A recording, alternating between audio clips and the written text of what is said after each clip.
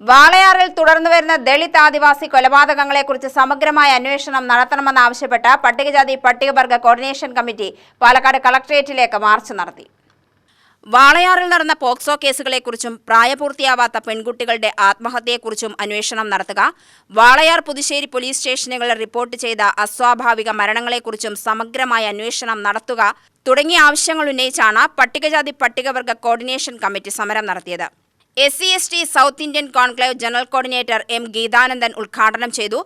വളരെ പുരോഗമനപരവും ജനാധിപത്യപരവുമായ കേരളം എന്ന് പറയുന്ന ഒരു ജനാധിപത്യ രാജ്യത്തിനുള്ളിൽ ജനാധിപത്യമില്ലാത്ത എല്ലാതരം മനുഷ്യാവകാശ ലംഘനങ്ങളും നിഷേധിക്കപ്പെടുന്ന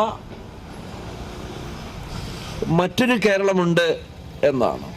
വാളയാർ കേസിൻ്റെ അല്ലെങ്കിൽ വാളയാർ കേസ് അട്ടിമറിയുടെ പ്രത്യേക താല്പര്യവും ആവശ്യവും മുൻനിർത്തിയാണ് CBIയുടെ കുറ്റപത്രത്തിൽ ഒരു ദശകം നീണ്ടു നിൽക്കുന്ന ദുരൂഹ മരണങ്ങളെക്കുറിച്ചും ബാലികമാരുടെ ആത്മഹത്യകളെക്കുറിച്ചും പറഞ്ഞു വച്ചിരിക്കുന്നത്.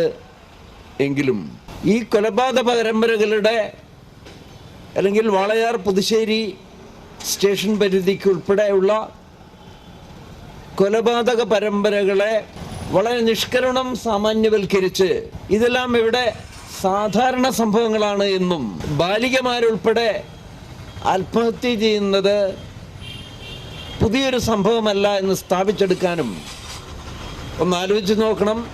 പട്ടികജാതി പട്ടികവർഗ കോർഡിനേഷൻ കമ്മിറ്റി ജില്ലാ ചെയർമാൻ K. മായാണ്ടി അധ്യക്ഷത വഹിച്ചു. തങ്കച്ചൻ കോട്ടയം, സാധുജന പരിപാലന സംഘം സംസ്ഥാന പ്രസിഡന്റ് K. വാസുദേവൻ, ആദിഗോത്രസഭ ജില്ലാ പ്രസിഡന്റ് C. ഹരി, കാർത്തികേയൻ മംഗലം, കൃഷ്ണൻ ചിറ്റൂർ, TP കനകദാസ്, പത്മമോഹൻ തെക്കേമഠം മറ്റു ഭാരവാഹികൾ പങ്കെടുത്ത് സംസാരിച്ചു.